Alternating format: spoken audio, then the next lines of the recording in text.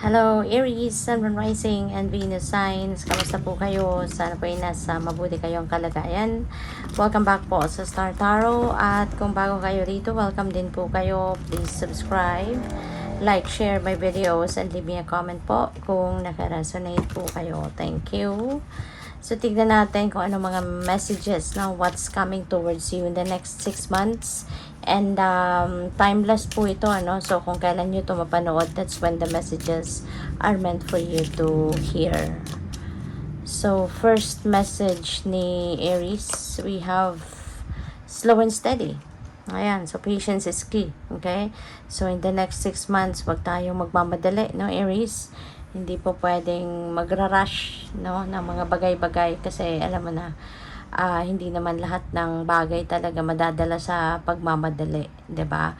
May mga bagay nga na sa pagmamadali mo mas lalong nabubulilyaso, mas lalong nagtatagal, mas lalong humihirap tuloy, nagiging komplikado kasi kung nagkakamali, 'di ba? So mas lalo kang maaantala. Babalik ka, titignan mo na naman, magsisimula ka na naman, yung mga ganon ba, 'di ba? So, slow and steady lang, 'di ba? Di mo nga may kasabihan na slow and steady wins the race. Kaya mas magandang kalma lang, okay? Lagi lang kayong makinig, no, sa gabay ng universe sa inyo para nang sa gayon you will be guided accordingly, 'di ba? So, patience ang key para dito sa pagtatagumpay mo sa kung ano man ang bagay ang gagawin mo or sisimulan mong gawin, 'di ba? In the next 6 months, alright? So, yun, kung ano man ang gagawin mo, ano man sisimulan mo, slow and steady is better than rushing, alright? So, we also have abundance. Wow, napakaganda. Financial security and material gains are coming in. So, maaari na meron ditong opportunity kayo para magkaroon ng additional wealth, additional na may financial gain kayo, no? So, this is really a good time para magsipag talaga, 'di ba? Kasi you never know, baka yung abundance na to will be coming, no, from your work or maybe galing sa negosyo, baka ROI, 'di ba? Or anything, no? Baka meron kayong mga investments, 'di ba? So, baka within the next 6 months from kung kailan ninyo ito mapanood, baka doon papasok, no? Yung kaperahan ninyo. Doon kayo doon kayo magiging paldo-paldo, no? So, this is really beautiful. So, good luck sa iyo.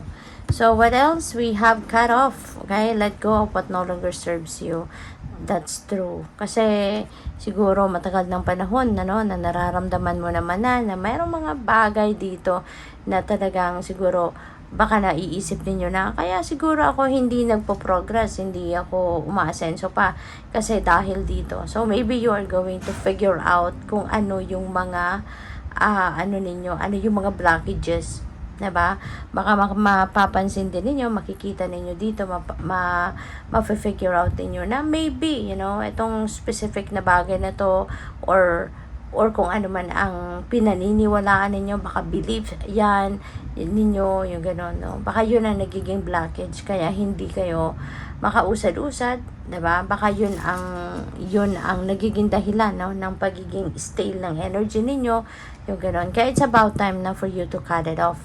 So, ano man ito, no, whatever this is that no longer serves you, tanggalin mo na. Okay? Kasi kung wala naman ng silbi yan sa buhay mo, so sayang ng oras mo dyan, sayang ng space sa buhay mo, sayang ng panahon mo dyan, 'di ba? Kumbaga kinikip mo pa sa sarili mo, sa buhay mo, 'di ba? So it's time na to sever the connections with that para na magkaroon ka ng bagong pagkakataon na or magkaroon ka na ng space para sa mga pwedeng bagong dumating na sa buhay mo or papasok na sa buhay mo. Okay? So we have gossip, words spread fast, kaya mag-iingat ka. Okay? Maging maingat ka sa pakikipag-deal ninyo with other people, mga pakikipag-usap. Make sure na pag-ingatan mo kung ano yung mga mensahe or mga impormasyon na i-share mo sa iba. Kasi alam mo na, ang chismis, parang sunog yan, mabilis kumalat. Kaya maging maingat, no, sa kung sino yung dinideal with ninyo, sino yung mga kinakausap mo, at most importantly, kung ano man yung mga impormasyon na ikinikwento mo, sinasabi mo sa kanila, sinishare, mag-ingat ka, no, na hindi yan magiging dahilan ng para ipag-chismis ka ng ibang tao, no? So, lalo-lalo na kung mga importanteng bagay, importanteng impormasyon. So, super ingat kayo dyan, okay? So, tignan natin kung ano pa ang ganap dito for Aries.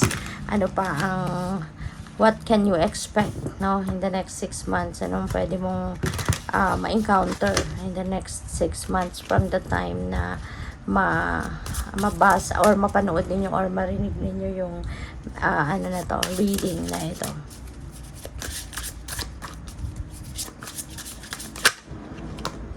So, we have direction. Do not deviate from your path. Attract a mentor if necessary. Is a plan where you want to be. Ayan. So, magandang i-observe ito na pagplanuhan ninyo kung saan ninyo gustong pumunta, anong path ang gusto ninyong tahakin, anong outcome ang ini-expect ninyo na magkaroon. So, make sure na pagplanuhan ninyo yan. No? And aside from that, pagplanuhan, and yun nga, be patient, slow and steady, huwag magmamadali. Okay? Kasi alam mo na, sa pagmamadali, doon tayo lalong sumasabit, hindi ba? Kaya do not deviate from your path, alright?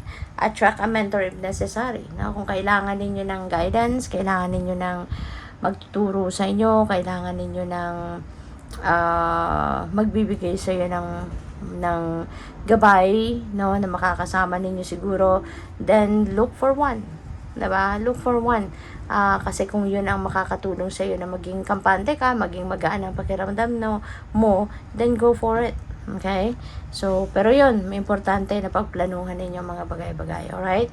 So, we have limitations. Fear and doubt limit freedom of action. So, let go of your worries. Baka isa na to sa mga dapat ninyong i-cut off. Okay? Kasi ito yung isa sa mga ito yung isang blockage ninyo. You know, you are worrying. No, you are worrying. So, that is parang nangyayari dito, nagsiself-sabotage ka. Kasi yung pag-aalala, alam naman nating lahat, wala namang maidudulot yan na maganda sa atin. So, yun, let go of your worries, okay? Tanggalin mo na yung mga pag-aalala at instead, kung hindi mo maiwasan mag-alala, ialay mo yan sa universe. Lift it all up to God. No? At hayaan mo na si God ang bahala dyan, 'di ba? Sa mga pinag-worry mo. But wag mo na tong isipin. Okay? Instead of worrying, mas buhayin mo yung yung inner strength mo, yung courage mo, 'di ba? Yung hope and faith. No, yun ang pinakamahalaga, na mas buhayin mo kisa yung mag-aalala ka ng mag-aalala. Okay? So, tingnan natin kung ano pa ang mga mensaheng kailangan ninyong marinig sa ngayon.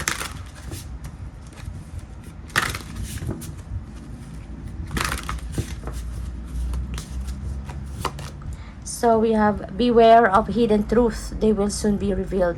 Ayan. So, baka meron dito mga madidiscover kayo, no? In the next 6 months, siguro baka merong mga truth na matagal nang itinago sa'yo, mga katotohanan ng matagal nang sinekreto sa'yo. So, maaari, no, na around this time, no, in the next 6 months, baka dito, baka meron na magsasabi sa'yo or baka maririnig mo na to, 'di ba? Yun, baka marinig mo pa through chismis, baka parte yan ng siguro kung ano man ang katotohanan na to na pwede mong madiskubre. It's either ikaw makakadiskubre niyan as in first hand information ito, or pwedeng dinaan sa chismis. Baka meron taong magchichismis sa'yo, and of course, you're going to verify, diba, the chismis na maririnig mo, kaya pwedeng yan, it will be revealed to you there, no? So, kung ano man yan, kayo lang tayo makakaalam yan, no? Pag narinig mo na.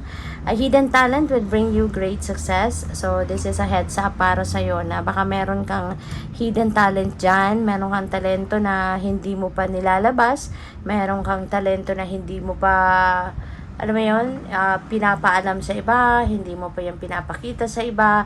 So, this could be it, no? Maaring yang hidden talent na yan ang magdadala sa iyo sa tagumpay. Kaya siguro hindi mo pa to pinapakita sa iba or hindi mo pa to sinishare sa iba because siguro hindi ka pa sigurado, no, kung ito nga ay okay at hindi or hindi, or baka kumbaga siguro hindi pa to nahuhon, hindi ka pa masyadong bihasa sa ganon, baka kulang ka pa ng training, yung mga ganon. Then do something, no, to develop your talent more, para kapag sinare mo na yan sa iba, so wala ka nang aalalahanin pa. Hindi ka mahihiya, no, na i-share yun sa iba kasi mo na sigurado ka na dun pinag-aralan mo na, no. So, good luck sa'yo. And by the way, Aries, no, maraming salamat for subscribing. And if you haven't subscribed yet, subscribe na kayo. And also, maraming salamat din for not skipping the ads. Malaking bagay po yan sa akin. And also, please click the join button sa baba ng video kung gusto po ninyo na mag-join kayo sa membership. Okay? Salamat po. So, what else? Surrender to divine timing. Alright? Sabi dito, sometimes, divine timing may differ from your ego's timing. If a goal isn't manifesting fast enough, according to your ego, be patient and trust the universal flow. Ayan. So, pwede rin na ito ay related, no, na message na to dito sa slow and steady, na kailangan mo pang magpasensya. Kailangan mong matutong magpasensya kasi yun nga, diba? When something is off timing pa, kung hindi pa yun right timing for that to manifest in your life, kahit anong gawin mo, diba, talagang hindi mangyayari yun. Kaya nga kailangan natin na importante na lagi tayong nakikinig sa ating intuition, importante na lagi tayong nakikinig sa divine guidance kasi siya yung gagabay sa atin, no, na while we are waiting for the divine timing to happen, diba, for sure He will guide us, no, towards a path na kung saan pwedeng para mapaghandaan mo, meron kang gagawin para mapaghandaan mo yung pagdating na kung ano man ang minamanifest mo or something else, diba, na dapat mong pagkaabalahan habang ikaw ay naghihintay. Okay? Kaya wag kang mainip, okay? Sometimes yun ang problema natin, naiinip tayo, kaya tayo nawawala ng pag-asa. But wag tayong mainip, instead let's try to be patient, okay, and surrender everything to the divine. Alright? Kasi siya nang bahala. He will take care of us. Okay? Kaya you have nothing to worry about, you have nothing to fear. Surrender, no, to divine timing. Okay? Kasi kapag tama naman na ang panahon, when the time is right, diba, it will just happen. Okay? Even if hindi ka nag-effort or wala kang ginawa, diba? Pero yun, it will happen. Okay? So, tignan natin kung ano pa ang mga mensahe para sa iyo. Wala, nalaglag na. Saglit lang po, kunin natin.